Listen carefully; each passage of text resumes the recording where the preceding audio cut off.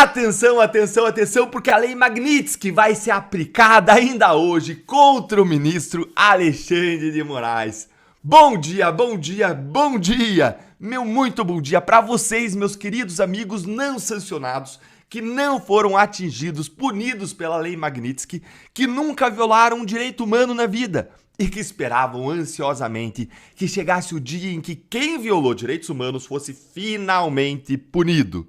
Nesse nosso encontro com justiça, eu vou te mostrar 2 vídeos bombásticos da Globo News. Você não vai querer perder nada disso, então fica aqui comigo e bora pro primeiro vídeo. Olha aí!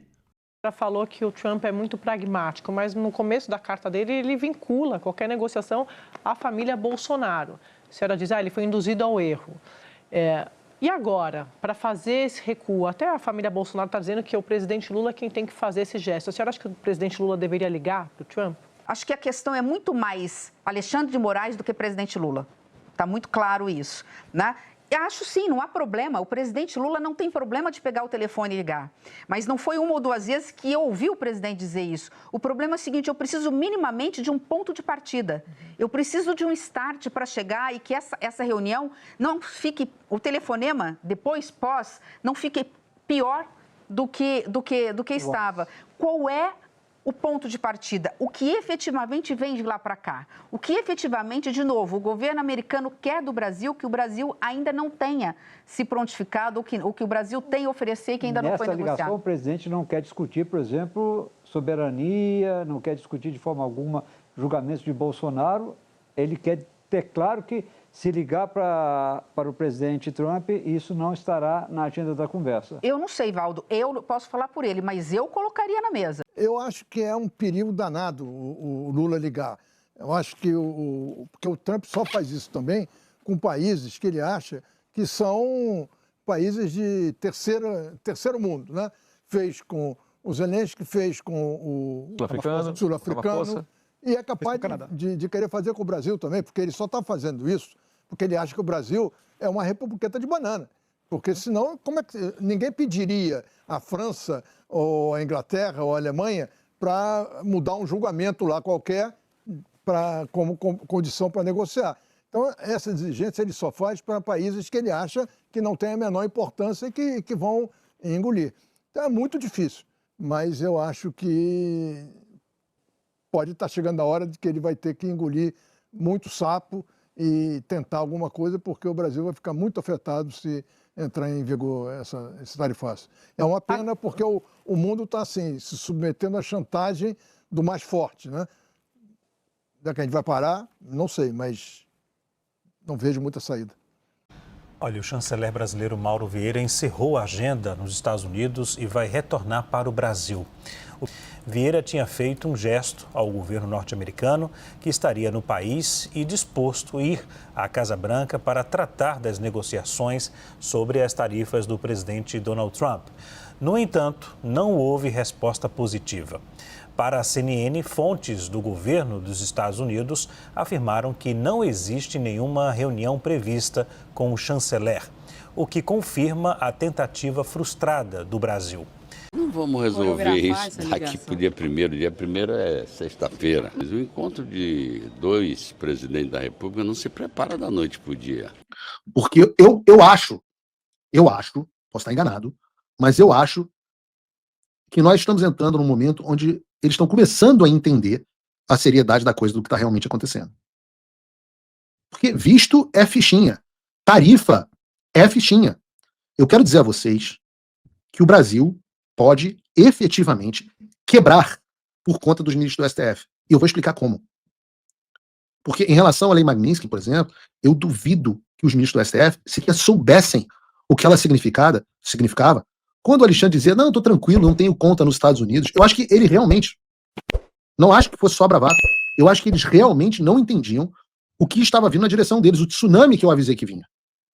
Primeiro, ao ser acionada a Lei Global Magnitsky, que é o nome dela, o nome do Alexandre de Moraes ele é incluído formalmente na SDN List, SDN, Specially Designated Nationals, ou então Blocked Persons List, a lista das pessoas bloqueadas, tá? Que é uma listinha negra administrada pelo Departamento do Tesouro dos Estados Unidos.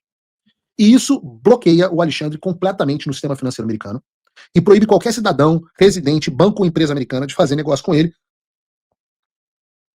E assim que o nome dele entra, que foi o que eu acabei de falar, e assim que o nome dele entra na lista, todos os bancos e empresas ao redor do mundo que operam com dólar ou que têm qualquer ligação com o sistema financeiro americano iniciam um processo automático de bloqueio. O que eles fazem? Encerram as contas, travam os cartões, congelam todos os ativos, rompem qualquer vínculo comercial com o sancionado. E isso acontece, entendam, pode estar no Vaticano, em Roma, não faz diferença, acontece praticamente em todos os países do mundo, porque nenhum banco ou empresa quer correr o risco de ser punido pelos Estados Unidos. É um isolamento financeiro total. E ele é imposto por pressão, não é por obediência voluntária, não é porque o cara quer seguir os Estados Unidos. A lógica é simples. Ou você corta os laços com o sancionado, ou você perde o direito de operar com o dólar. Lembrem-se, por exemplo, do caso que eu trouxe aqui da Carrie Lam. Eu já trouxe ela aqui em outras 2 oportunidades. Ela foi sancionada pelos Estados Unidos sob a lei Magnitsky por reprimir liberdades civis e, como consequência, nenhum banco, nem mesmo em Hong Kong ou na China continental, quis mais abrir conta para ela, manter conta para ela. A Carrie Lam passou a receber o salário dela em dinheiro vivo. Sim, literalmente pilha de cédula entregue mensalmente, porque nem o sistema financeiro chinês quis enfrentar o poder das sanções americanas. Mas nós sabemos e contamos com a possibilidade de que o pseudo-juiz Alexandre de Moraes seja mais insano do que o Xi Jinping, ainda que bem menos poderoso. Então, e aqui, a partir daqui, é a conjectura que eu faço com os senhores, a gente vai assumir um cenário hipotético em que o STF reaja insanamente e tente blindar o Alexandre, emitindo, por exemplo, uma decisão determinando que os bancos brasileiros não devem cumprir as sanções impostas por um país estrangeiro. Então, o STF diz, não cumpram as sanções no Brasil. O que aconteceria nesse cenário altamente possível? E eu vou dizer para vocês que eu ouvi um zum que isso estava sendo considerado pelos ministros. Bom, primeiro, a ordem só ia ter peso interno, mas absolutamente nenhum efeito no Brasil. E a consequência, creio eu, seria uma crise econômica de proporções históricas. Deixa eu explicar por quê. Porque nesse cenário, que é plausível, os bancos brasileiros eles vão estar diante de um dilema. Ou obedecem o STF e violam a lei americana do OFAC, ou cumprem as sanções internacionais e enfrentam retaliação do judiciário brasileiro, inclusive prisão dos presidentes do banco. Se eles optarem por cumprir as sanções, como todos os outros bancos e as empresas do mundo fazem, os ministros ficam em uma situação muito delicada financeiramente e é impossível fugir disso. Já falei, não tem cartão de banco, não tem nada, não tem saída. Em contrapartida, de novo, os executivos correm risco de sofrer prisão.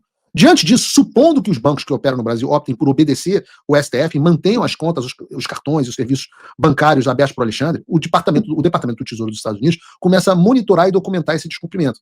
E tenho a certeza absoluta que eu vou acompanhar de perto caso isso ocorra. Então, o Departamento do Tesouro, por meio do OFAC, que é o Office of Foreign Assets Control, emite alertas formais às instituições financeiras envolvidas. Elas são avisadas que, caso continuem facilitando qualquer transação ou mantenham as contas para alguém que está no STN List, elas vão sofrer sanções. Se os bancos, então, ignoram os alertas, o próximo passo é a aplicação dessas penalidades. E não estamos falando aqui de advertência. Não é uma ai. A gente está falando de multa bilionária e a expulsão do sistema financeiro internacional. Você tem precedente para isso, o Paulo não está inventando. O BNP Paribas, que é o maior banco da França, foi multado em 8,9 bilhões, está aqui a notícia do Departamento do Tesouro, por desrespeitar as sanções americanas contra o Irã e o Sudão. 8,9 bilhões. Isso são mais de 50 bilhões de reais. Isso quebra qualquer banco do Brasil. O Standard Chartered do Reino Unido foi multado tranquilo. Foi só 1,1 bilhão. O Commerzbank da Alemanha pagou 1,45 bilhão de dólares. Nenhum desses bancos operava diretamente nos Estados Unidos. Nenhum. Porque o que importa aqui é a conexão com o sistema financeiro internacional. E eu me pergunto, o Itaú vai pagar 50 bi de reais em multa, como aconteceu com o BNP Paribas? Ora, vendo ações do Itaú. Além das multas, que se fosse só a multa estava tranquilo. Além das multas, o Tesouro Americano pede ao sistema SWIFT, o sistema SWIFT é o que conecta os bancos do mundo inteiro para transferência internacional. Ele pede ao SWIFT que desconecte os bancos brasileiros envolvidos. Isso já aconteceu com vários bancos russos, já aconteceu com os bancos iranianos. Aqui, ó. Notícia na tela para vocês. E sem o SWIFT, o banco fica isolado. Ele não pode mais receber nem enviar dólar, euro ou qualquer outra moeda estrangeira. E a desconexão, ou até a ameaça da desconexão, traz o famoso pânico bancário. Você tem as linhas de crédito internacionais que são cortadas, os investidores jogando o papel do banco no lixo, o dólar dispara, o comércio exterior acaba, as agências de risco rebaixam a nota do Brasil e as empresas começam a interromper os negócios com o país só por precaução. Isso é o famoso risco sistêmico. E aí não é mais sobre morais. É sobre o funcionamento da economia brasileira como um todo. A simples tentativa de proteger um homem ou meia dúzia de autoridades pode quebrar o Brasil, mergulhando o país numa crise financeira de proporções históricas. E o meu resumo da ópera para você é o seguinte. O Brasil pode... Corta aqui para mim na câmera 2. E tá feito aqui para você o corte pro short, o Bruno. Entendam o que eu tô falando. As sanções Magnitsky contra ministros do Supremo Tribunal Federal estão chegando. A partir daí, se os ministros optarem por reagir, eles correm o risco de causar o colapso do sistema bancário brasileiro. Desobedecer às sanções do OFAC significa multas bilionárias para os bancos do Brasil e a possibilidade da desconexão destes bancos do sistema financeiro internacional. O mercado bancário brasileiro é extremamente concentrado e extremamente interconectado, local e globalmente. Se atinge 2 ou 3 bancos, você gera um efeito em cascata que destrói a economia do Brasil. Estamos falando de dólar em patamares nunca antes vistos no país. Algo que já está ruim pode ficar ainda pior. E o que pode impedir isso de acontecer? Só os ministros do STF. A pergunta que eu faço a você que tem investimento no Brasil, você confia no bom senso de Alexandre de Moraes e dos outros do STF? Vejam, há uma saída para o Brasil. Não há mais saída para o Moraes, mas há saída para o país. E ela passa pela anistia ampla, geral e restrita. Quanto antes as pessoas entenderem isso, que essa é a única saída, esse vai ser o primeiro passo para a solução dessa crise. A medida restringe o uso de cartões de crédito, transações em dólar e proíbe ativos financeiros nos Estados Unidos. Barroso é visado por presidir a corte e apoiar decisões de Moraes que, segundo a Casa Branca, violam os direitos humanos. Gilmar Mendes teria influência sobre os colegas e a punição também poderá ser estendida ao Procurador-Geral da República, Paulo Gonet. Os 3 ministros da Suprema Corte já perderam o visto americano, medida que não abrangeu os ministros André Mendonça, Cássio Nunes Marques e Luiz Fux. Bom, Ana, é uma apuração, ninguém sabe. Também no final da sexta-feira, a CNN noticiou que a Lei Magnitsky seria aplicada aí nesta próxima semana. Está muito próximo disso, você também tem falado isso com frequência aqui no programa. E uma apuração que eles trazem como estratégia, que num primeiro momento, numa primeira etapa, apenas o ministro Alexandre de Moraes seria sancionado, seria penalizado para testar o impacto dessas sanções sobre o comportamento da Suprema Corte brasileira, ou seja, testaria com o ministro e aí, dependendo do comportamento das próximas decisões, eles aplicariam essas sanções a outros ministros. Como é que você vê essa estratégia, essa apuração, Ana? Paula, até onde eu sei, né? É claro que a gente conversa com algumas pessoas, mas às vezes alguma informação pode ficar para trás ou não é passada. Mas até onde eu sei, a Lei Magnitsky, num primeiro momento, seria aplicada apenas para Alexandre de Moraes. A lista da revogação dos vistos, essa lista, pelo que eu apurei, é uma lista que não vai fechar nunca. Eu perguntei, essa lista já está fechada? Já os nomes dessa lista, eles são conhecidos e o que eu ouvi foi essa lista não está finalizada e não vai fechar nunca. Ou seja, os ministros que já perderam o visto, e alguns deles já receberam e-mail, eu confirmei isso aqui com vocês, não são apenas esses ministros, mas Gonet, Rodrigo Pacheco, Fábio Chor, entre outros. É uma lista que nós não temos conhecimento, a não ser aquilo que o Marco Rubio tuitou na última sexta-feira. A revogação dos vistos dos ministros e aliados de Alexandre de Moraes na corte, assim como seus familiares imediatos. Mas esse ponto, para mim, que é muito importante, Paula, é uma lista que eles não vão fechar nunca. Ou seja, eles estão de olho no Brasil. Eles estão de olho no que estão fazendo contra os direitos humanos no Brasil. Os americanos, Paula, eles têm uma noção muito profunda da história. Eles falam sempre de Nuremberg, da Segunda Guerra. É uma nação que esteve profundamente ligada na Segunda Guerra Mundial, na libertação do mundo contra aquele regime nefasto. Logo depois, as leis internacionais foram colocadas sob holofotes para o mundo. Nuremberg, o mundo conheceu Nuremberg. E eles trazem isso no próprio DNA, de nunca, jamais essas páginas caem no esquecimento dos americanos. E nós estamos falando de Marco Rubio, que é um secretário de Estado que é descendente de cubanos. Ele sabe o que nós estamos passando no Brasil. Portanto, Paula, ontem, domingo, eu conversei durante mais ou menos 20 minutos com uma pessoa próxima a Marco Rubio, não é do governo dos Estados Unidos, mas uma pessoa muito próxima do secretário de Estado, e ele me disse que a Magnitsky para Alexandre de Moraes está, sim, muito perto de acontecer, e que só não aconteceu na sexta-feira, como até a própria CNN no Brasil anunciou, por causa das viagens do presidente Donald Trump, já que ele estava indo para a Europa, e tem muita coisa acontecendo aqui, como eu reportei para vocês. A gente liga a televisão e o presidente está o tempo todo ali.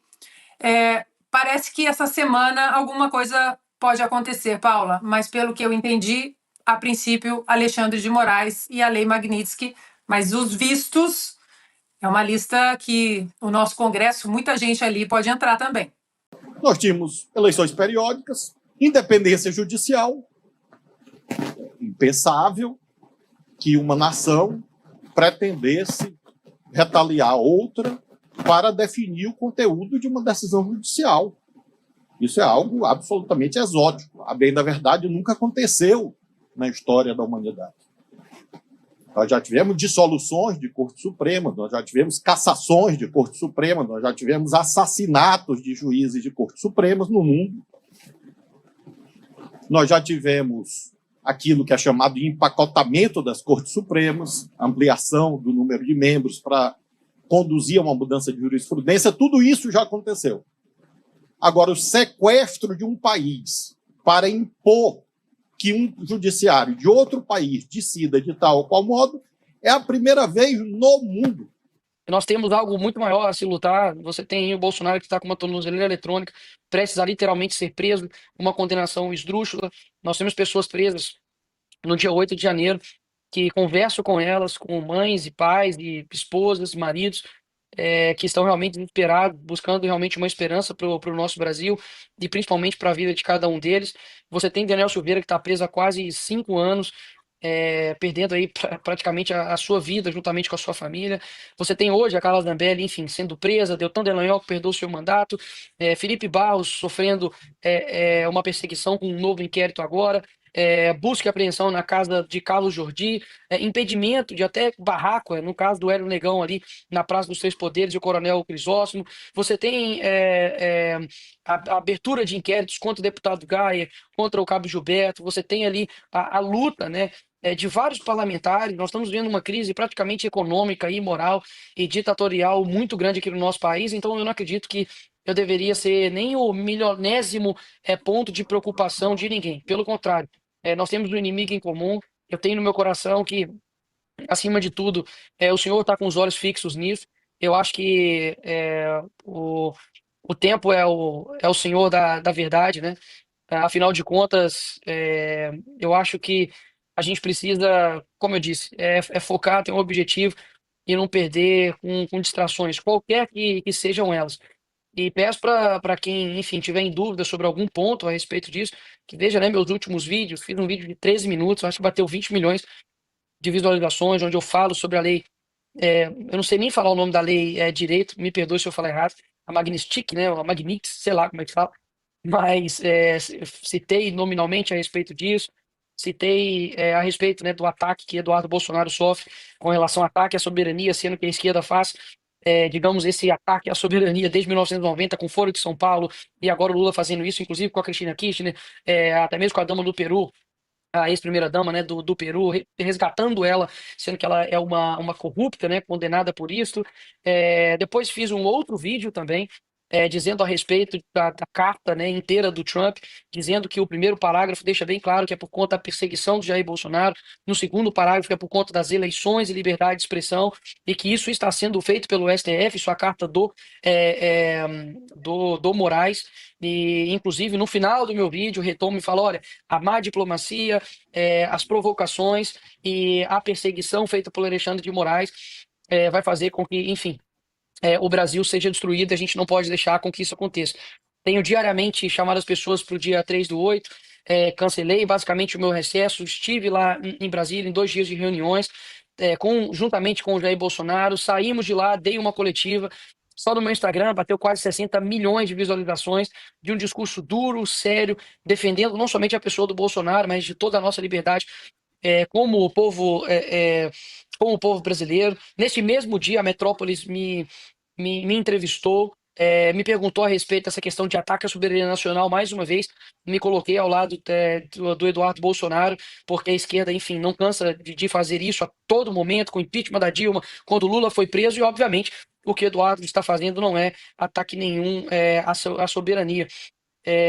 E por fim, já fiz nenhuma, nem duas, mas eu acredito que umas 3 vezes no Twitter também, a importância do trabalho, que é o trabalho do parlamentar, quando ele não tinha ainda tirado licença, quando, enfim, a PGR estava pedindo a retirada do seu visto, quando o Boulos estava pedindo aí também a cabeça dele para retirada da Polícia Federal. Enfim, basta você ir e pesquisar e tá tudo aí na internet.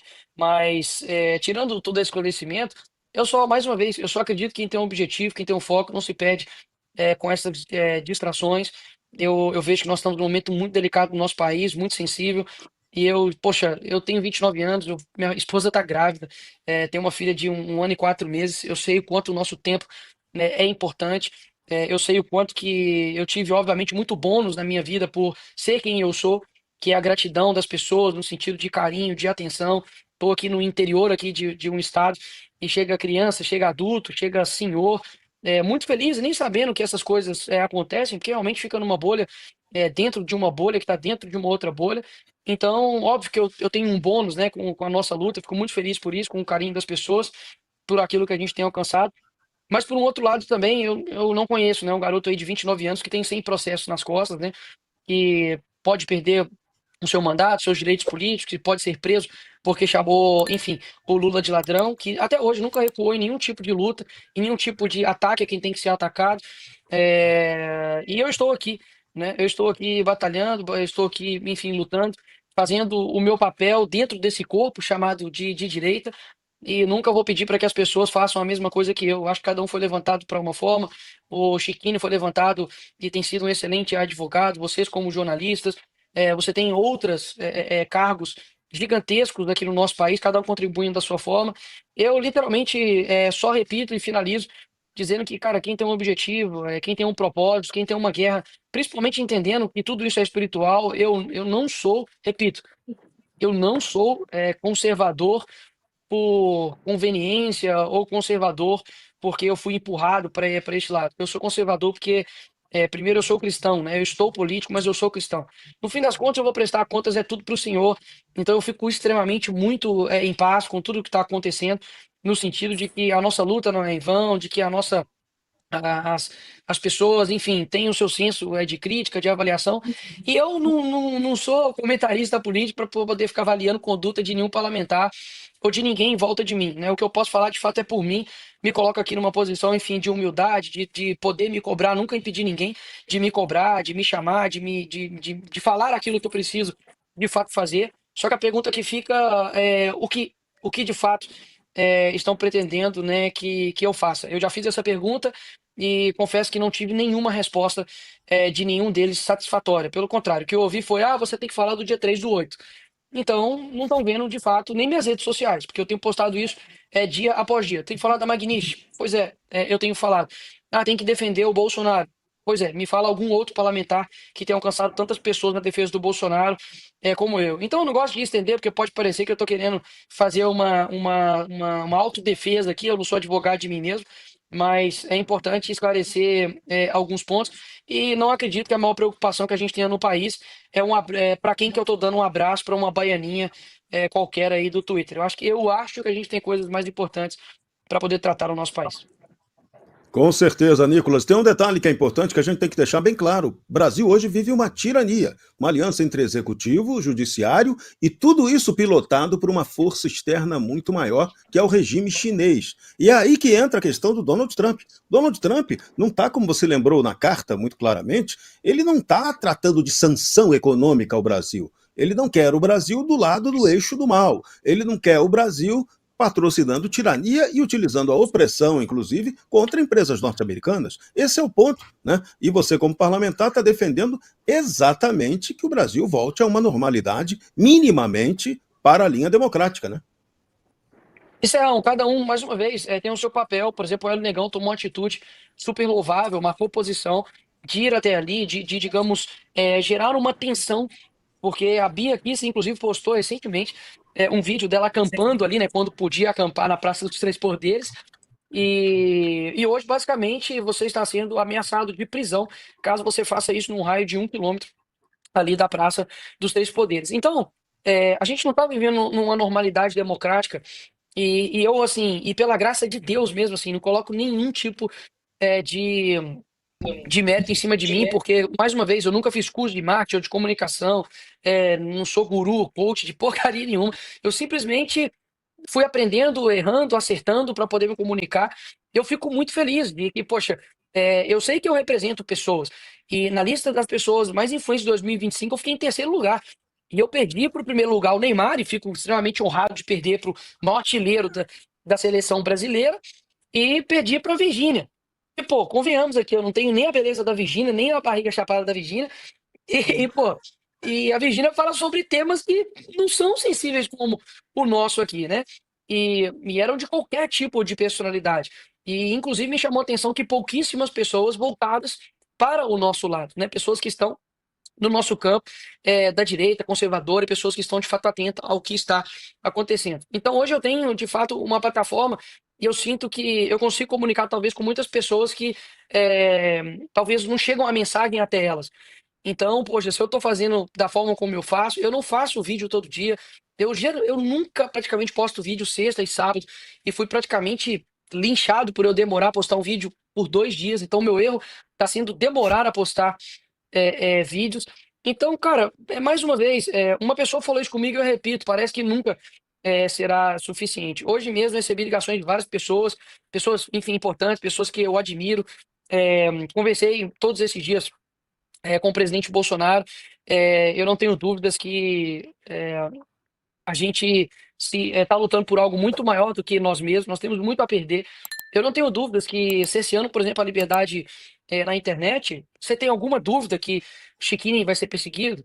De que o Dácio não vai ser perseguido? De que Lucas Polezi, André Fernandes, de que todo mundo, cara, todo mundo vai sofrer, Magno Malta. Então, assim, eu vejo que a situação que nós estamos enfrentando agora, ela é muito séria. E tem muita água para rolar ainda. Ano que vem vai ser uma das eleições mais importantes da história do nosso país. Vai decidir os próximos 25, 30 anos. E a gente não pode ser PhD em afastar as pessoas. Eu não estou pegando aqui uma união mentirosa, uma união com qualquer pessoa, porque eu não caio nessa balela de gente que fala que tem que unir. E eu sei que as pessoas que muitas das vezes que ficam pregando isso são pessoas que, na verdade, querem passar por cima de Bolsonaro, quer pisar nele para poder chegar num posto. Mas eu sinto que influência, Serrão, significa falar para quem não concorda contigo. Influência de verdade significa alcançar pessoas que não estão concordando com você. Então, quando a gente tá ganhando aplauso só de quem concorda com a gente, isso é muito fácil, pô. Ser luz na luz. E eu sempre estressei para poder alcançar outras pessoas. Inclusive, nessa, digamos, confusão que deu aí, eu estava conversando com um homossexual que eu nunca vi na vida, que era de esquerda, e eu estava ali conversando com ele de uma forma respeitosa, e que no fim das contas ele me pediu para mandar um abraço para uma amiga dele, e eu mandei um abraço lá para amiga dele. Enfim, eu acho que a gente não tem que pregar uma influência mentirosa como a esquerda prega, que é bater palma pro sol, fumar ali uma maconha, tocar violão, e todo mundo vem aqui pro meu rebanho. Não. A gente tem que ter essência, nós temos que ter uma agenda muito bem definida, temos que ter princípios, temos que ter valores, e a gente precisa alcançar outras pessoas. Eu deixo isso muito claro, sempre nos meus posicionamentos. Muitas vezes eu modulo a minha forma de falar, porque eu aprendi isso biblicamente, pô. Paulo se fez de louco para ganhar o louco, Paulo se fez de sábio para poder ganhar o sábio. E muitas das vezes eu faço dessa forma. Eu boto uma peruca para poder ganhar algumas pessoas que não estão entendendo. Eu vou em algum tipo de podcast e me adapto à linguagem que eles estão falando, porque eu quero também os alcançar. E de que vale, né? A gente, digamos assim, tá todo cheio de razão, enfim, mas não alcançar uma outra pessoa. É como se eu fosse a pessoa mais sábia do mundo, mas não conseguisse explicar a minha sabedoria, a minha inteligência para ninguém que está ao meu derredor. Então, só encaminhando, porque eu preciso sair aqui, porque o povo acha que eu tenho medo de Alexandre de Moraes, meu amigo, eu tenho medo da minha esposa. Então, eu acho que isso é universal, né, Chiquinho?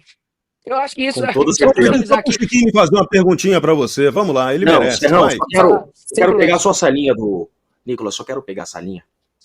Cara, eu tava olhando aqui, o que eu quero dizer pra você é o seguinte, cara, levanta a cabeça, levanta esse ombro aí, Arruma essa postura aí, tá? Porque o Brasil tem você como um herói, cara. Você representa pessoas que você não tem ideia o que você representa. Então levanta esse ombro para começar a conversa. O Brasil precisa de você, tua história tá só começando, tá? Então é o seguinte, meu irmão, não deixa ninguém vir te derrubar, não, tá? Levanta a cabeça. Nós sabemos em quem nós temos crido, tá? E eu falo uma coisa para vocês, o Brasil tem que ouvir isso. Tá? Eu admiro, respeito muito o Nicolas Ferreira pelo que ele tem feito pelo Brasil. O que esse cara apanha, tem apanhado, e a perseguição que ele tá sofrendo e vai sofrer, o desgaste, só ele sabe quando ele coloca a cabeça no travesseiro. Eu estou dentro do processo que é a maior farsa do país, e eu tô dizendo para vocês, o povo não tá entendendo o que tá acontecendo. Por isso eu tiro o chapéu pro Nicolas, porque tem coisa aqui que ele não pode falar. Eu tô vendo coisa nesse processo que eu também não posso falar aqui, porque o nosso medo é de tomar um tiro na cara, tá? Nosso medo não é só de cadeia, não. O nosso medo é de não voltar para abraçar a nossa filha. É isso que o Nicolas tá passando e vocês não têm ideia. Nós estamos lidando com coisas muito maiores do que vocês podem imaginar. Esse processo da trama golpista, ele é muito maior do que vocês imaginam. Tem coisas por trás desse processo muito maior do que nós. Incluíram de novo o nome do Felipe Martins no CBP americano. Incluíram de novo o sistema do Felipe Martins no sistema migratório americano. Contra quem nós estamos lutando? Não é contra a direita. Não é contra a direita. Chega de divisão. Nós somos poucos, nós somos pequenos.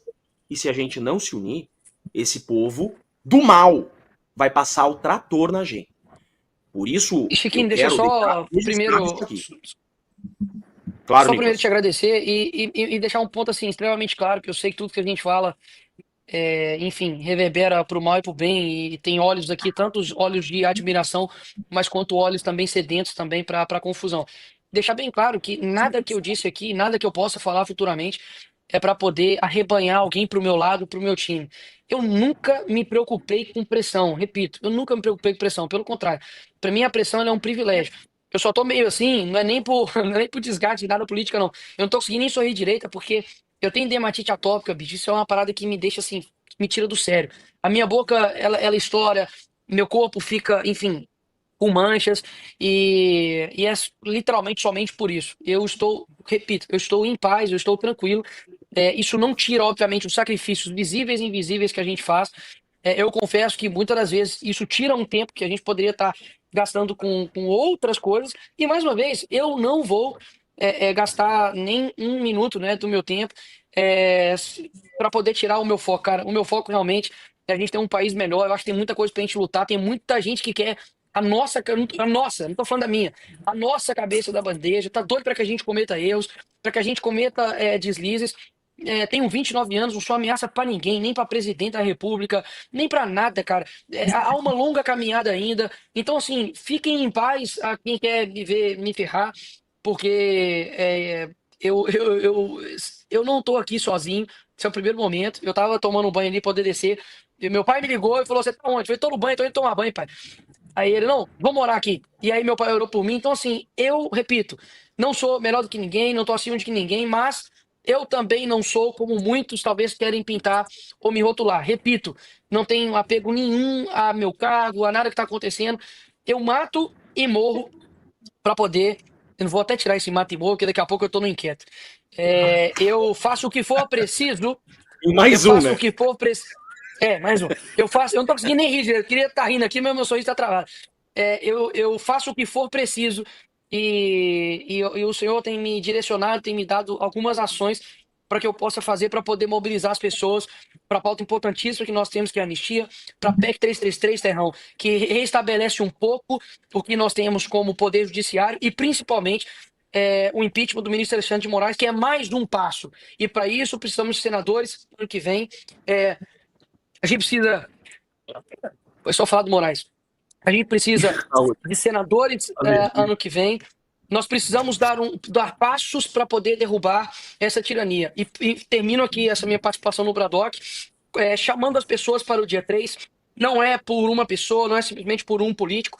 Bolsonaro, obviamente, está sendo um símbolo dessa tirania, do que tudo está acontecendo, mas é algo muito maior do que nós mesmos. Eu vou dividir em 3 pessoas aqui que talvez estão me ouvindo, para as pessoas que estão talvez desanimados, que já foram em outros momentos em manifestações, eu vou te fazer somente uma pergunta. Há quanto tempo e quantas manifestações você tem ido pelo seu país? A esquerda tem feito isso há mais de 30, 40 anos. Você não está 30, 40 anos lutando pelo teu país ainda. Então você não pode ter menos persistência do que o Lula, do que José Dirceu, do que a Dilma, do que o Alexandre de Moraes. Se você não for, você vai estar fazendo exatamente o que eles querem. Para o segundo tipo de pessoa que fala, Nicolas, tudo bem, nós vamos lá e o que vai acontecer? Eu não sei. Isso aí é um atributo de Deus, ele que tem a onisciência. O meu papel e nosso papel como cristão é fazer o certo sem esperar que dá certo. E terceiro e últimas pessoas, que são aquelas pessoas que já entenderam e que estão mobilizando. Eu quero agradecer você, porque de fato não é só a manifestação que bomba, que multidões que importa. Você estar lá importa para poder fortalecer a pessoa que está do seu lado, seja uma pessoa nova, seja um adolescente, seja um idoso, não importa quem vai estar do seu lado. Simplesmente se vai ser multidões ou não. Se tiver uma pessoa do seu lado, já valeu a pena. Se tiver 10, vai ser excelente. Se tiver 1000, se tiver 10 mil, se tiver 100 mil, não importa. Aquelas pessoas que estarão ali do seu lado é que vão fazer toda a diferença. Eu estarei no dia 3 em Belo Horizonte, vou fazer de tudo para poder participar na parte da tarde na Avenida Paulista, e é uma caminhada, não estamos numa corrida de 100 metros, é uma maratona, e eu estarei lá mais uma vez falando, discursando, porque eu sei que é tudo que eles não querem, que nós continuemos. Que Deus abençoe o nosso Brasil, obrigado mais uma vez, e sem parar, sem retroceder e sem desistir, porque o Brasil é nosso. Tarifaço. Você vê que ele fala que deve vir aí, né? Algumas confusões por judiciário. Enquanto países alcançam acordos com Trump, Brasil segue no escuro. No início, todo mundo estava achando maravilhoso. Lula! Jamais vamos nos dobrar para Bolsonaro! Jamais! Bolsonaro não tem peso nenhum! Mauro Vieira também vai estar nos Estados Unidos, desembarcou do país domingo. Só que ele não foi lá para negociar com Trump. A priori, o Mauro Vieira foi lá para uma conferência da ONU em Nova York. Não foi anunciado nenhum encontro bilateral para tratar das tarifas. Interlocutores do governo repetem que as sanções de Trump têm um altíssimo componente político e que o país não pode dar o que o republicano quer. A imprensa agora começou a perceber que tem uma componente política porque ela foi varrida para debaixo do tapete durante os últimos 20 dias. Durante 20 dias não se falou da componente política. E agora tá ali, ó. De forma bem explícita. Em referência ao pleito de dar fim ao julgamento do Supremo contra Bolsonaro. Vocês já pensaram se desde o primeiro dia os nossos amados direitistas, direitosos estivessem realmente se esforçando para explicar que o Brasil vive numa crise institucional? Não precisa defender tarifa, não precisa defender Bolsonaro, não precisa falar grosso com o ministro, não precisa botar o dedo na cara, já falar de ditadura, censura, não. Só falar que estamos vivendo uma crise institucional. Para quem precisa de uma desculpa, né? O povo foi eleito com mandato, pagar mais de 40 mil reais, ter a vida mansa, mas não quer nenhum ônus. Não, porque eu não posso falar que eu vou ser perseguido. Mas, cara, vem cá, quando tu coloca o teu nome na urna, é meio que é pra isso, né? Então tu quer ganhar uns 40 mil reais, tu quer ter a vida mansa e tu não quer correr risco nenhum. Imagina, é tipo policial. Não, eu quero ser policial, mas eu não vou pra nenhuma operação. Ué, quem que vai então, hein? São os ônus e bônus. Eu fico de cara como grande parte das pessoas da direita. Não, mas veja bem, porque não sei quem agora é pai. Ué, Eduardo Bolsonaro não é pai, não? Bolsonaro também não é pai, não? Felipe Barco tá aí agora, virou alvo também, não é pai, não? Ninguém é pai. Só o intocável. Só o bode de ouro que ninguém pode falar dele, é o intocávelzinho. Mas nem vou falar dessa treta hoje. Tô esperando pra não falar dela emocionado. Falar o que eu realmente penso. Esperar. Vamos ver os próximos dias. Tava até pensando em fazer um dossiê um histórico de tudo que vem acontecendo desde as eleições. Quem acompanhou a rede social viu que Eduardo Bolsonaro não andou falando algumas coisas, eram várias matérias. Isso não foi aleatório, não nasceu do nada. Mas as pessoas não acompanham os pormenores, né? Aí acham, é só por causa disso. Não foi só por causa disso. Tem muita coisa acontecendo. Eu acho que o povo esqueceu que Bolsonaro precisou dar uma chamada no Menino de Ouro um tempo atrás, né? O povo não lembra disso também. Ninguém acreditou que Eduardo Bolsonaro e seus interlocutores nos Estados Unidos causariam uma confusão desse tamanho. Interlocutores dos ministros do Supremo receberam a informação de que quem comanda isso dentro do governo Trump é Steve Bannon. É todo mundo menos Eduardo. Eduardo não faz nada. É o Bannon agora é o Bannon. Meu Deus. Mesmo diante do cenário apresentado, os empresários ainda insistem que canais diplomáticos sejam usados para convencer Trump do seu equívoco ao politizar tarifas. Tudo seria mais fácil se esses mesmos empresários, a imprensa, o agro e todos que se dispõem a ir aos Estados Unidos se mobilizassem dentro do Brasil para pressionar o Congresso e o Supremo a restaurarem a normalidade institucional do Brasil. Aí você vê aqui, ó, Robson Boni da Veja. A gente está num momento curioso, porque há um claro desalinho nessa interlocução com o governo dos Estados Unidos. As autoridades brasileiras têm buscado, né, tentar abrir uma via de diálogo, enfim, estabelecer pontes com o governo Trump, mas não, até onde a gente sabe, não há muita exposição política do governo dos Estados Unidos para negociar com o Brasil. E nos últimos dias, por causa dessa ausência, né, de diálogo, a gente acompanhou muito falatório, né? O presidente Lula aqui no Brasil chegou a comparar essa crise a um jogo de truco, né, dizendo que se o Trump está pensando em ameaçar o Brasil, enfim, usar essa questão tarifária para interferir em assuntos internos do Brasil, que ele também tem uma carta na manga ali, usou a figura que se o Trump pedir truco, ele vai pedir 6.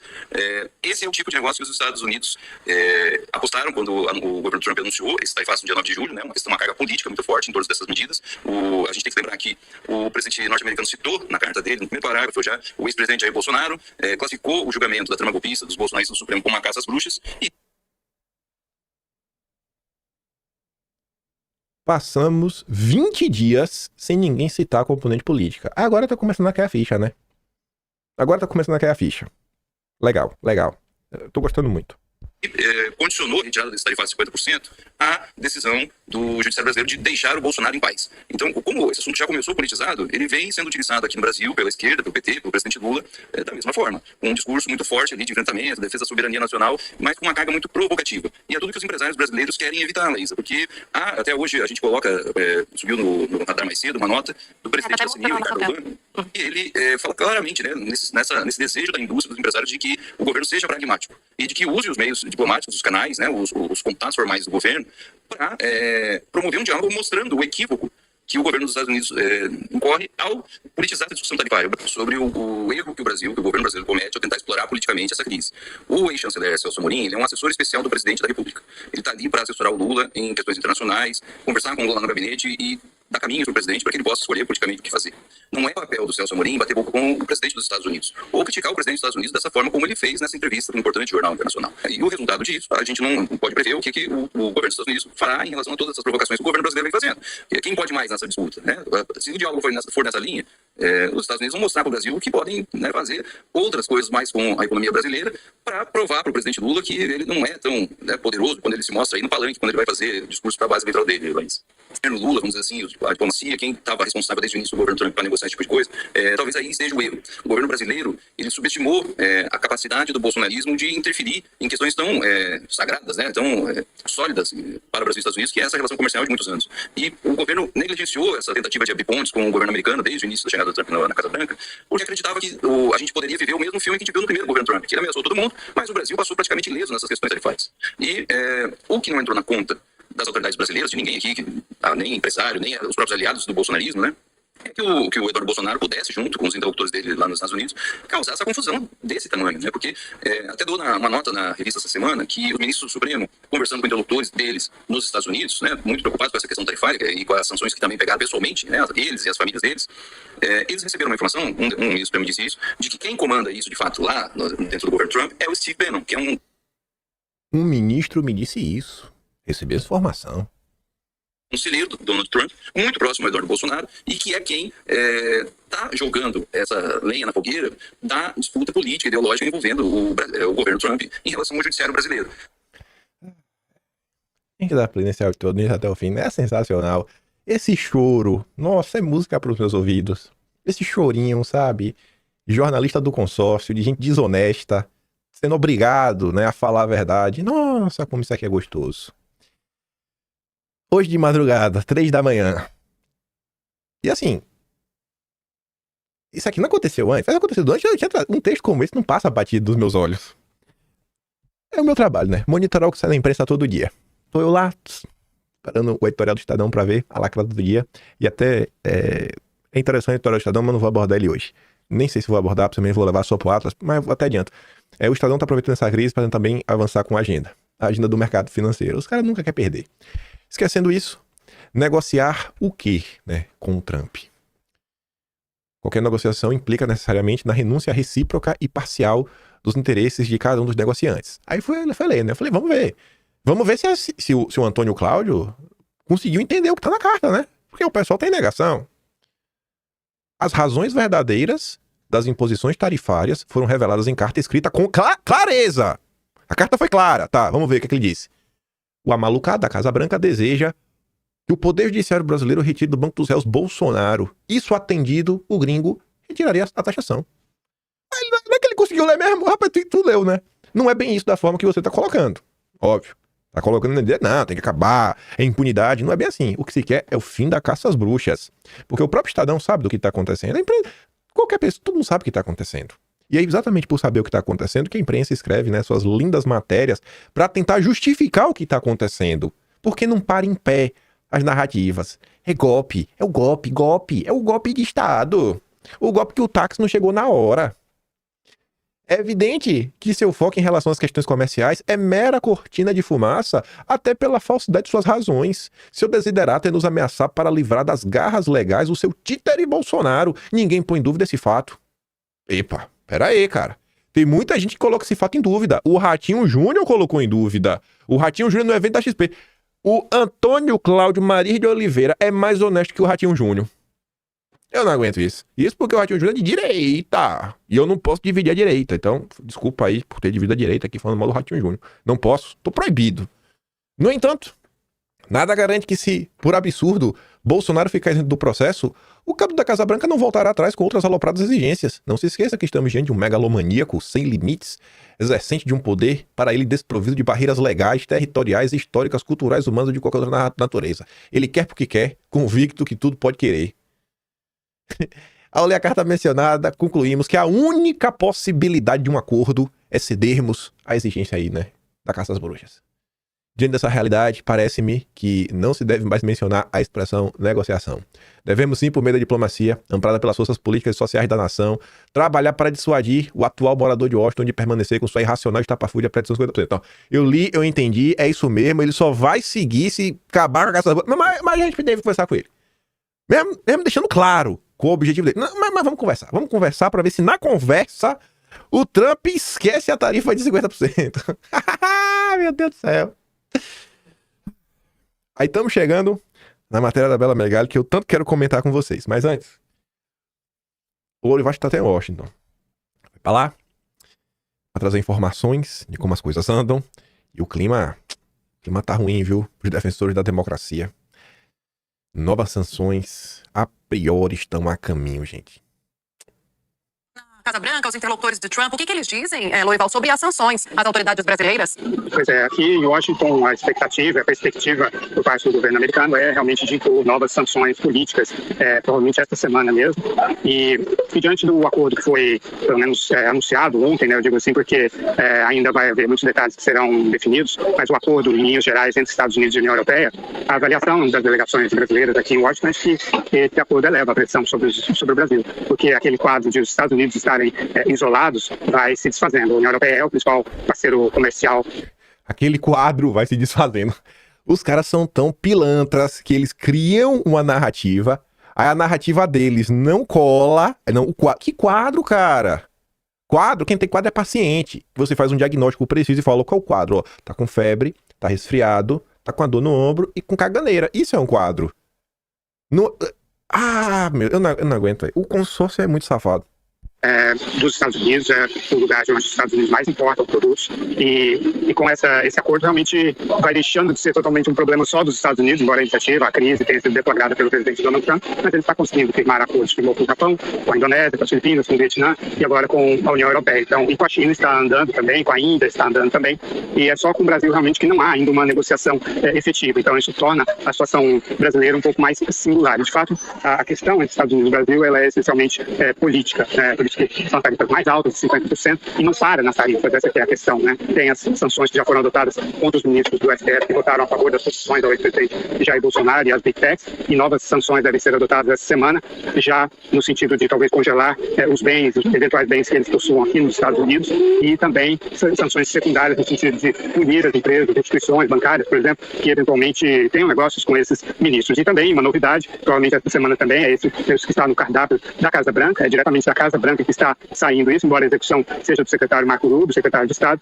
é adotar sanções de vistos contra o entorno do presidente Lula. O presidente Lula, a primeira-dama Janja e o vice-presidente Geraldo Alckmin devem ser poupados, mas figuras de alto escalão do Palácio do Planalto deverão ser atingidas. Essa semana... Será que essa semana? Não, ó... O povo vai ficar ansioso demais, né? O povo fica ansioso demais. No clima aí, em relação à embaixadora, a Maria Luísa Viotti, ela se reuniu com os senadores, mas há uma possibilidade, por exemplo, de simplesmente os Estados Unidos não quererem mais uma representação diplomática por aí e ela retornar ao Brasil? Exato. O que os Estados Unidos, ou o que o governo Trump planeja é que haja uma escalada, como tem havido, à medida em que o Brasil vai respondendo às sanções adotadas pelos Estados Unidos, o governo Trump já tem o próximo passo a adotar e culminaria depois dessas etapas.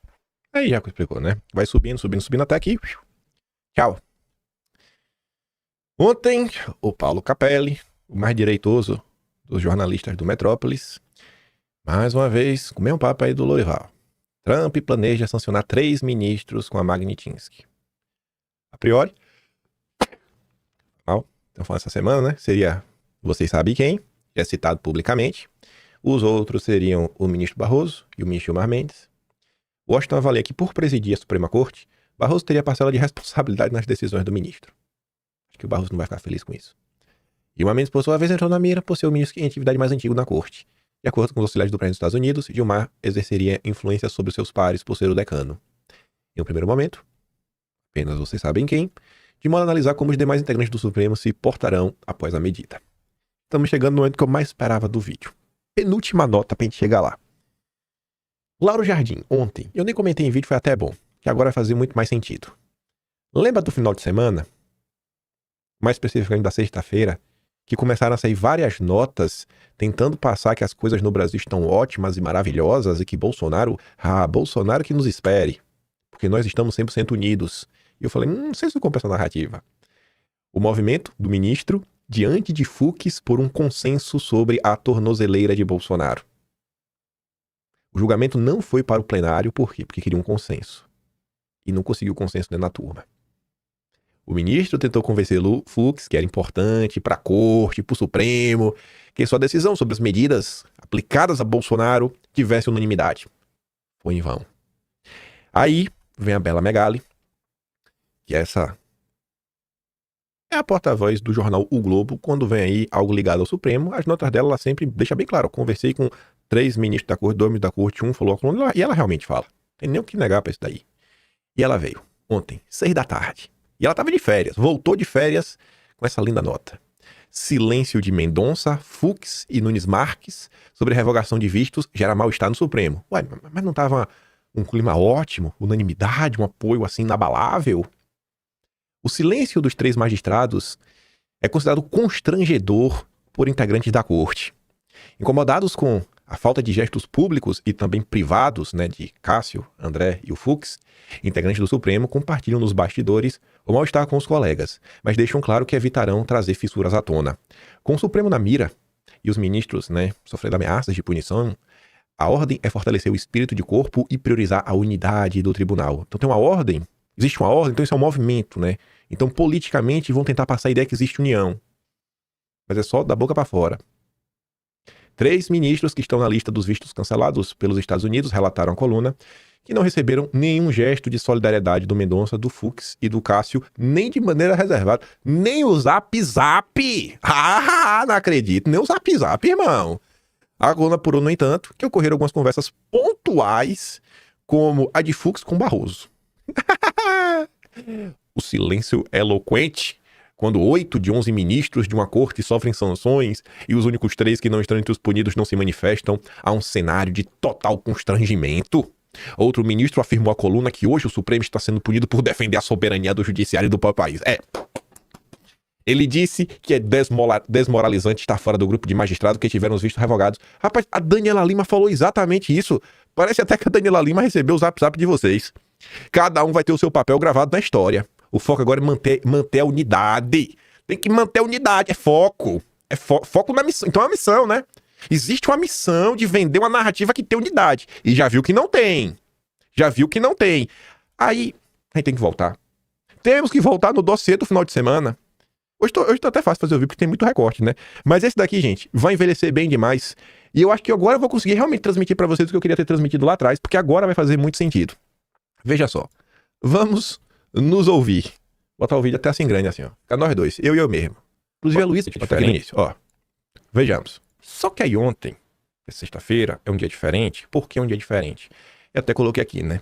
Existem coisas que precisam de tempo para elaborar e não cabe no tweet. Mas sexta é dia de fechamento da redação e de grande parte do jornal do domingo. Um cavalo de pau no discurso derrotista da imprensa em relação a você sabe quem não é aleatório. O resto, vocês ligam os pontos.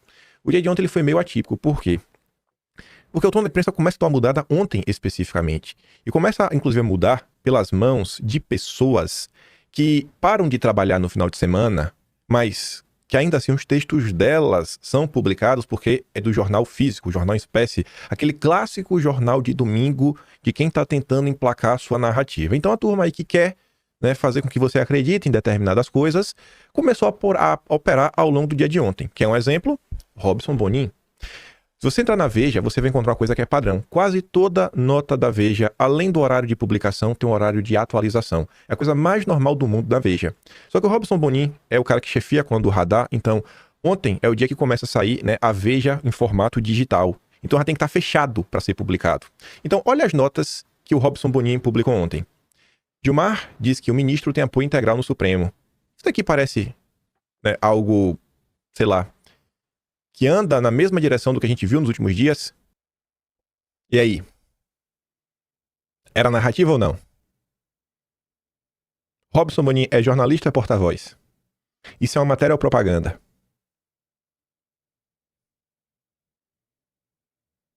Até quando é propaganda, vale a pena você ler, pra você entender assim. Porque se o cara tá fazendo propaganda de uma coisa, porque essa coisa não é verdade.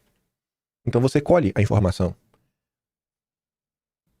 Onde a Eliane Cantanhede fala que o clima não tá dos melhores, onde a Folha de São Paulo, lá, a turma da Cátia Seabra falou que não tava dos melhores, que a Malu Gaspar conta que também não tá dos melhores, parece.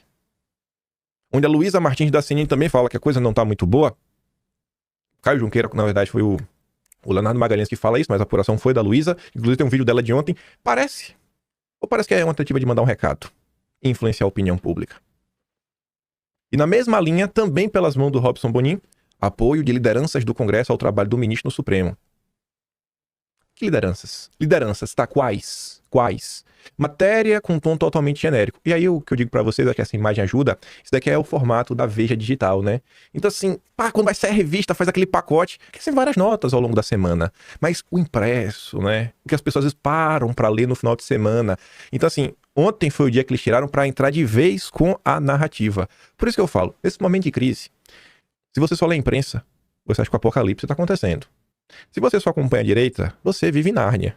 Se você só acompanha a esquerda, aí, irmão, você nem vive, você não é nem brasileiro, você quebrou a quarta dimensão. Você tá perdido demais. Então você tem que assim, né, ler um pouquinho aqui, ler um pouquinho acolá, para você conseguir se centrar no meio do debate público. E entender que muitas vezes o que a imprensa coloca é narrativa. Então assim, ó, não, apoio unânime e tudo mais. Quantas e quantas críticas? Como não vimos a perseguição contra o ministro Fux? Inclusive a Luísa falando, né, dessa insatisfação, né, desse mal-estar pelo voto do ministro Fux. Mas tá tudo bem. Apoio unânime, né, apoio integral. Garante Gilmar Mendes. Tem certeza? O Demétrio Magnolo diz, ó, está faltando a manifestação muito clara de Fux sobre isso, né? A revogação dos vistos. Não se trata das posições dele no Supremo, ele tem o direito de todas as suas posições. O Supremo não precisa ser unânime, mas se trata da questão do visto. Seria muito necessário se ele se manifestasse em repúdio à revogação dos vistos dos seus colegas. Mas não tá o clima bom, não? O apoio da Integral? Integral até do André Mendonça, que há muito vem criticando. Então, assim, são coisas que não param de pé. Não para de pé, né? Sabe? São esses pequenos detalhes, gente, que eu falo pra vocês. Aqui o Rob aqui, ó. Não tem atualização. Pela mão do Robson Bonin, que chefia, sabe? A coluna radar da Veja. É o cara que vai escolher o que vai, né? Pra revista Veja. Às vezes o cara não lê nada ao longo da semana. Fala assim, deixa eu ver o que tá acontecendo no Brasil. Que sabe qual vai ser o resumo? O Jornal da Semana é um jornal de resumo. O cara não teve tempo pra acompanhar os pormenores. Tentar influenciar a cabeça do empresariado. Entendeu agora? Entendeu quando eu falo aqui no início? Sabe? Tem coisa que, cara, fechamento de redação, não dá sempre pra explicar isso em poucas palavras no tweet. Sem querer ser arrogante, viu? Sem querer ser arrogante. Eu sou bom nisso aqui, viu? Eita, velho. Sabe? Monitorar a imprensa. Sem querer ser arrogante. Mas eu sou bom nisso, velho. Eu sou bom nisso, viu? Meu Deus do céu. Conheço meus amigos jornalistas. Conheço o jornal, o veículo. Eu sou o único brasileiro que lê a imprensa todos os dias. Não tem outro brasileiro. E eu tenho memória boa. Eu começo a enxergar padrões. É assim que funciona. Sou exímio jogador de videogame. Eu enxergo padrões. Não adianta, velho. Não adianta tentar. Eu não vou cair no engodo de vocês. Joguei muito videogame e sigo jogando. Aí, ó, recomendo aí, quem for pai e mãe, para com essa história maluca, isso aqui videogame não serve pra nada. Não vai deixar você jogar videogame o dia todo, né? Você pode até deixar, faça com ele um contrato assim, ó. Tem que tirar, sei lá, você pode botar só a fazer de casa, que ele faça, e você coloca assim uma nota mínima na escola, de 8 pra cima. Se ele tirou de 8 pra cima e tá fazendo o que tem que fazer em casa, o que ele faz no tempo livre, deixa lá, velho. Vai estragar, não. Aí, vem pra cá também. Ainda dando narrativa. Eu nem acho que vai dar pra chegar numas críticas que eu queria chegar, mas até de boa também. Não, uma eu tenho que mostrar, porque vai fazer mais sentido. Eu tô passando no Twitter e eu tô vendo o Vitor Irajá. Esse trabalhava na Veja, cobria economia. Ficava lá no radar econômico, até estranho, né? O cara cobria economia e agora... Ó, tá até aqui, ó. Foi editor do radar econômico. E agora fala de política. Mas é normal. Aí fica com a cara de bichão, assim, com a barba feia, com a sua miséria que ele tem. Não satisfeito sem ignorar Eduardo e sua capacidade de resolução tarifaço, os empresários brasileiros desejam calá-lo por 30 dias. Essa é a financeira. Só que eu fui ler a nota. Essa não é nem a parte melhor. Tá ali, ó. O grupo de empresários com trânsito junto ao bolsonarismo planeja uma comitiva para viajar a Washington para conversar com Eduardo e pedir que ele interrompa suas movimentações em torno da incursão tarifária do Trump. A comitiva vai chegar lá no 1º de agosto, dia que a tarifa vai entrar em vigor. Aí veja agora, ó. A CNN apurou que o grupo também pediria a Eduardo que ele evite manifestações radicais. Ô maluco radical! Por 30 dias. A expectativa é de que o parlamentar entenda, olha esse final que está sublinhado em vermelho, que Eduardo, né, que o movimento dele é prejudicial ao Brasil e até mesmo a própria direita. Tá. Qual é a direita que está sendo prejudicada? A CNN, comandada, né, pelo João Camargo, fundador do Grupo Esfera, está preocupada com a direita? Esse apoiador do Lula, o apoiador do Lula está preocupado com a direita? É? Não vem com essa brincadeira. Aí melhora. André Sadi, porta-voz do regime. Mais petista do que a Janja. Não, isso aqui é linda. O mesmo papo. Fontes da direita me procuraram. Tipo Ciro Nogueira. Para dizer que eles estão fazendo chegar ao governo americano que o tarifaço está prejudicando a direita no Brasil. Que direita, tia? Ô tia, não mente, viu que é feio. Vamos ver aqui, ó, rapidinho, 1 minuto. Quem que pode negociar? Quem que pode explicar? Quem que pode brifar o Trump? Você tem essa turma do MAGA e você tem empresários, você tem investidores que têm contato com o staff do Trump que, obviamente, estão passando os reflexos dessa medida do tarifaço. Isso é informação. Então, eu estava contando, fontes da direita me procuraram para dizer que eles estão fazendo chegar ao governo americano que, olha, esse tarifaço do Trump, está prejudicando a direita no Brasil. Por que eles estão fazendo isso? Porque já que o Trump deu uma medida baseada numa decisão política, eles estão devolvendo com a repercussão política. Mas o Trump prejudicou os aliados. Mas essa é a primeira. Dois, eles estão colocando na mesa, para tentar impor esse discurso de que não é só o Bolsonaro, a questão do BRICS. Estou passando aqui o relato do que foi passado para eles e chegou também a autoridades brasileiras, com quem eu conversei no final de semana. Essa direita que está reclamando, eles estão colocando na mesa que nessa Bolsonaro, que é do BRICS também. Tipo o Carlos Viana, que diz que é de direita, mas que Bolsonaro chama de direita. Entendi, né? É a direita Carlos Viana e Ciro Nogueira. Entendi. Tá entendendo. E 3, dizendo que o Bolsonaro foi colocado ali na carta por uma articulação do Eduardo Bolsonaro com o Steve Bannon, que é um dos principais líderes do MAGA. Fato, esses são os fatos. Qual é a análise? Não importa. Porque o Bolsonaro é a condição imposta por Trump para que o Brasil negocie com os Estados Unidos. E o governo brasileiro não tem como negociar isso. Não tem, né? Então, assim, os caras estão criando 1000 narrativas. Não, porque veja isso aqui. Com análise. Não importa. Vocês podem falar o que vocês quiserem, irmão. Tá na carta. O Trump colocou o Bolsonaro. Chora. Simplesmente chorem. Aí, pra vocês, gente, refletirem, assim, ó, poucas frases. CNN e Globo dizem que Eduardo prejudica a direita. Desde quando CNN e a Globo querem o bem da direita? Desde quando? Quem é essa direita que a Globo e a CNN defendem? São perguntas óbvias. Desmontam todo esse discurso. Mas tu quer um exemplo da direita que está preocupada com o Eduardo Bolsonaro? Quer um baita de um exemplo? Tenho 2. Isso aqui é muito bom. Eu adorei esse texto do Alan dos Santos. Ele conseguiu juntar muita coisa importante em poucas palavras. Ele trouxe a postagem do Macalossi, a gente comentou, né? Lá a matéria dele na Gazeta do Povo. Eduardo Bolsonaro deseja lucrar politicamente com o caos, né? Por isso faz do boicote uma causa, tenta inviabilizar qualquer iniciativa de negociação, né? Então isso está prejudicando a direita. Porque ele é da direita verdadeiro, o Macalossi. Aí o Alan fala o seguinte, ó. O Macalossi é daqueles que pediram a minha prisão, chama o Bolsonaro de bozo, centrão, nunca critica o ministro, é amigo do MBL, do Gentili, da turma do Partido Novo, do Eduardo Ribeiro, que é presidente do Partido Novo. Foi o Macalossi que entrevistou o Eduardo Ribeiro na Bandeirantes, quando o Eduardo Ribeiro queria o impeachment de Bolsonaro, né? Mas aqui você não vai ouvir no canal Deltan Dallagnol, que é pura propaganda. Hashtag urgente, que ele vai te explicar os meandros do judiciário. Oh, que o povo que não aprende.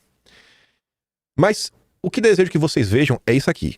É o mesmo discurso de todos os que sonham ver Bolsonaro acabado na cadeia. Para quê? Para obter exatamente o que estão acusando Eduardo Bolsonaro. Ou seja, lucrar politicamente com a saída de Bolsonaro na esfera eleitoreira. Mas de que adianta ter eleições sem anistia e o impeachment dos tiranos? A Venezuela sucumbiu exatamente da falsa oposição ao regime. Teremos o mesmo fim?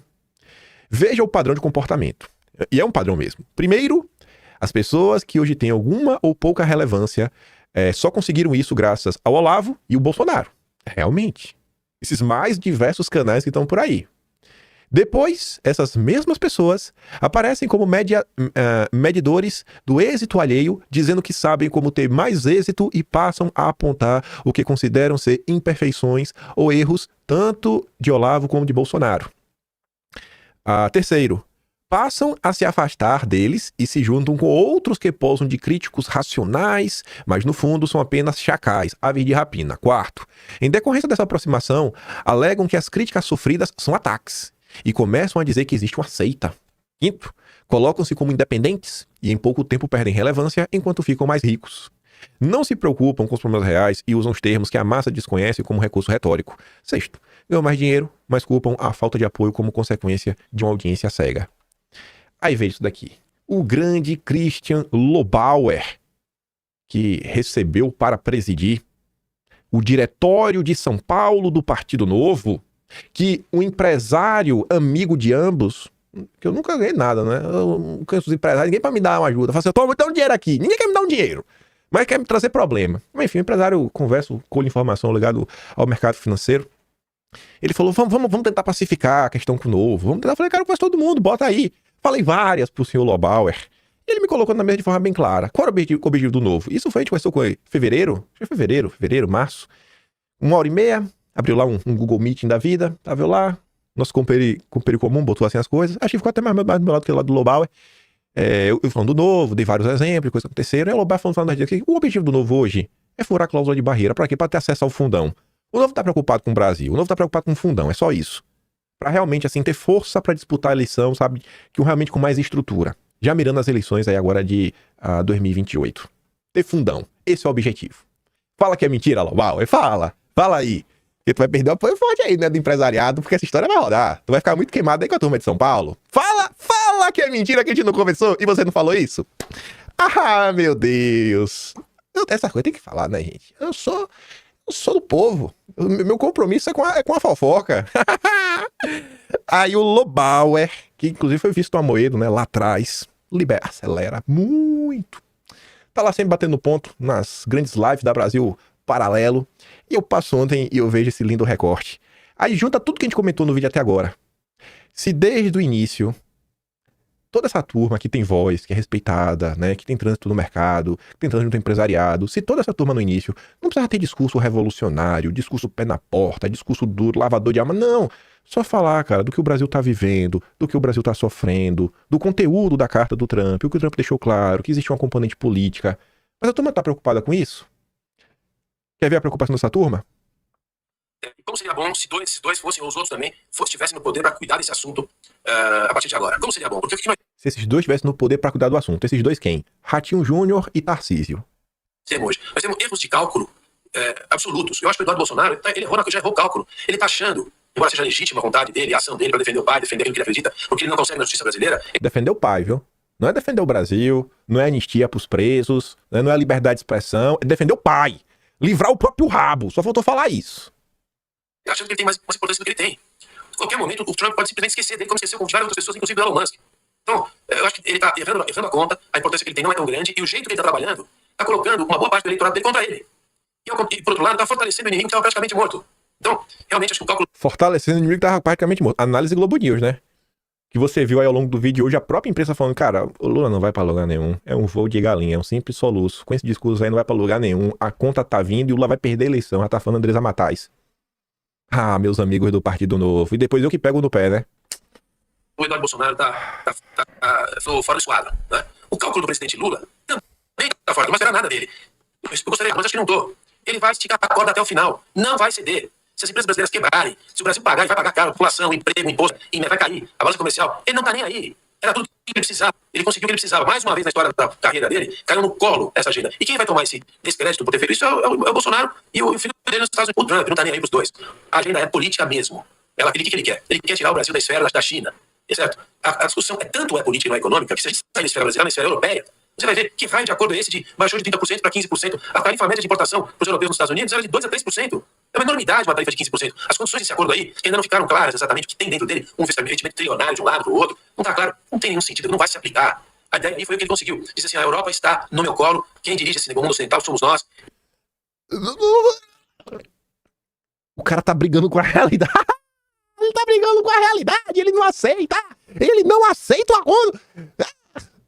Calma, Lobauer. Calma, liberal. Rapaz, os caras só com... Eles, assim, os caras têm ela vai cerebral. Eles acham que o mundo só pode ser explicado pela lógica liberal. Mas como assim o liberalismo? Mas o Adam... Não tá do lado do livro do Alan Smith. Não tá no Adam Smith. Não tá no livro do Mises nem do Hayek. Ué, isso só pode ser fake news. Só pode ser fake news. Vamos terminar. Eu não aguento, gente. O que eu posso fazer mais forte do que eu, velho? Tanta bosta saindo na boca de uma pessoa, eu tenho que rir. E é isso aí, é assim que vai ser. E é assim que o Brasil teria que se adaptar também à situação. Mas o Brasil não vai fazer isso. Eu quero estar errado, mas não vai fazer isso. O Brasil vai esticar a corda. E quem vai pagar são as empresas. A assistência dos senadores. Não tá tendo importância nenhuma. O Alckmin não sabe o que tá falando. O Alckmin falou que vai levar isso para o MC. A MC morreu. Acabou, enterra.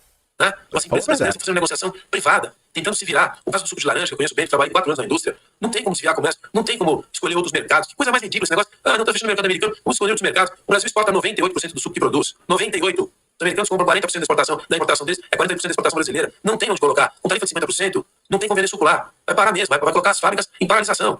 Então, assim, a coisa é a seguinte, não tem conexão da cabeça da liderança brasileira, da política brasileira, dessas lideranças aí, partidárias, ideológicas, não tem conexão com a produção, eles não estão nem aí. E pelo jeito, o Eduardo Bolsonaro também não tá. Ele acha que vai conseguir essa agenda aí, não vai conseguir. E a produção, a sociedade produtiva vai ficar contra ele. Então, erro de cálculo duplo. Eu diria que o melhor que a gente teria seria ter alguns desses governadores no comando para começar o que é óbvio que tem que ser feito, que é sentar na mesa humildemente e cuidar da verdadeira soberania, que é a soberania das pessoas e das empresas, que criam riqueza, pagam imposto e criam emprego. O problema é o Eduardo, velho.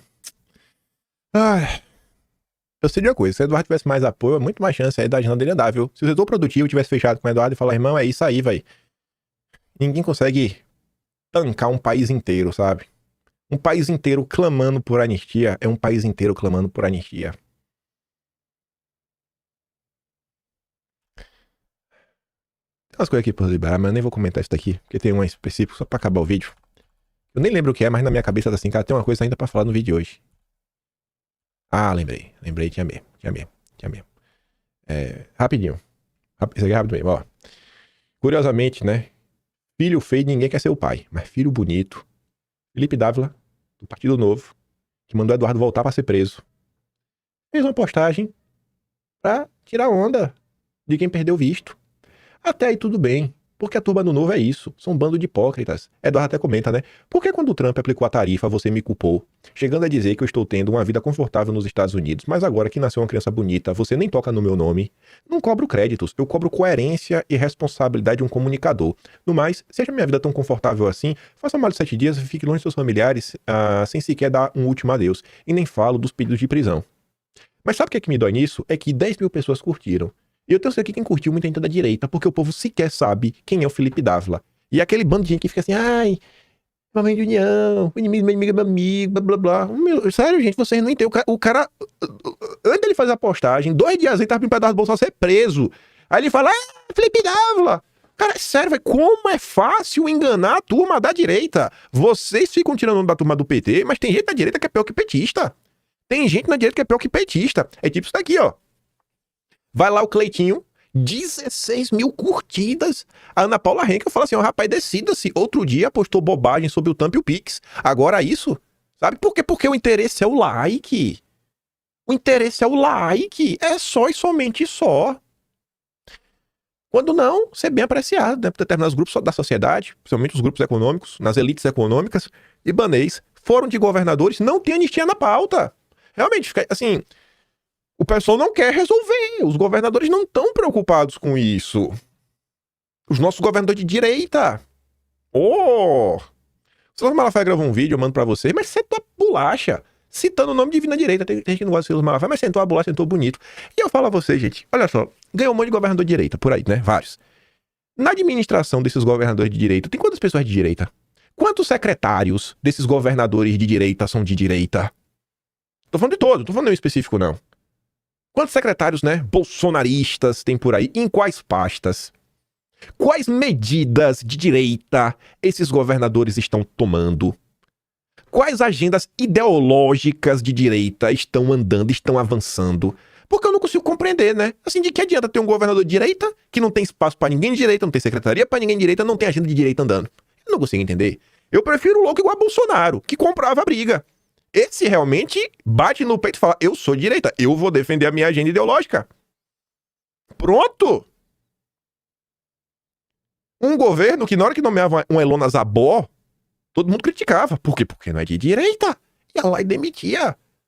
Moro podia ser o super-herói que fosse, né? Caiu. Isso em fevereiro de 2019, quando ainda era o Super Moro.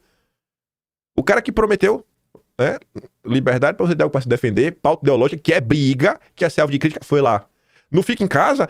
Se Bolsonaro, se você ficar calado, a coisa avança. Mas e aí? E a verdade? Não era pauta? Não é a pauta direita exatamente? As liberdades individuais do pai e da mãe poder decidir sobre o seu filho, sobre o seu próprio corpo? Cadê essa turma da direita, né? Esse teatro tá chato. Mas a gente deixa levando, né? Porque temos que manter algumas aparências e não dá pra brigar com todo mundo o tempo todo, ainda mais no país, né? Que o judiciário tá do jeito que tá e tem um Lula. Mas, gente, no final do dia, sabe qual é o grande ponto? Vocês são muito pouco exigentes. Vocês não exigem nada. Vocês muitas vezes são os reféns. Ó, se você não votar em mim, o PT vence. Aí você vai lá e vota. Porque é de direita, né? Senão o PT vence. E você não leva nada no final do dia. Você fica só chupando o seu dedo, caladinho, sem poder reclamar, senão o PT volta. Compara qualquer um desses grandes líderes da direita, qualquer um desses com o Bolsonaro. Compara qualquer um. Não dá o dedão do pé machucado de Bolsonaro. Não dá o dedão do pé de Bolsonaro machucado. Ratinho Júnior, sequer conseguia falar se a COP30 era ruim. Bolsonaro vai na ONU pra meter dedo na cara na agenda ideológica, nessa agenda verde. Tu tá entendendo quem é o brabo? Tu tá entendendo quem é o brabo? O brabo é o que vai na ONU meter dedo na cara. Não é o covarde que vai no evento da XP e não tem coragem de criticar a COP30. Essa é a diferença, sabe? Do homem pro rato. Realmente é um rato. Um ratinho ainda. Júnior. Até rimou. Eu nem pensei nisso. Vou parar pra não ficar exaltado. Mas é isso. Por hoje tinha muito mais coisa pra gente comentar, mas eu sabia que não dava. Enfim. Eu acho que pelo menos sai daqui com... Eu acho que... Eu sempre tento passar alguma coisa, né? Se puder dar uma coisa que seja nesse entendimento de como funciona a imprensa, eu acho que ajudo vocês um pouquinho a cada dia, né? É o que eu realmente acho que eu tenho um conhecimento a contribuir. Por hora é isso. Esses dias, né? Minha vida mudou. Não vamos fazer propaganda, né? Mas eu tava assim um mês. Falei, vou parar de tomar energético, faz mal pra saúde. Mas eu sou da pessoa, velho. O que eu posso fazer? Eu só funciono na base de cafeína, eu trabalho, porque eu já tenho que trabalhar à tarde da noite, já tô cansado. Já é 9 da noite, assim, aí eu que acelero. Agora é assim, num dia todo mundo morre, né? Se tiver que ter algum vício mesmo, o meu é esse. Não é nem vício, na verdade, é necessidade mesmo pra funcionar. Eu fico por aqui, já tô falando muita besteira. Se gosta do meu trabalhinho, quiser dar um pouco mais, passa no canal, tem um Antônio Valeu, tem um Peito na descrição e tem um Atlas Brasileiro. E em breve, nas próximas semanas aí vai vir o iBest, viu? Então, já sabe. Quero o tricampeonato. Não peço muita coisa, mas o iBest eu vou pedir. Tricampeonato, mais uma vez. Esfregar na cara de todo mundo. Tô ousado hoje, viu? Não sei quem me deu tanta ousadia. Aquele grande beijo, abraço, tamo juntos. Valeu, meus amigos. Fui.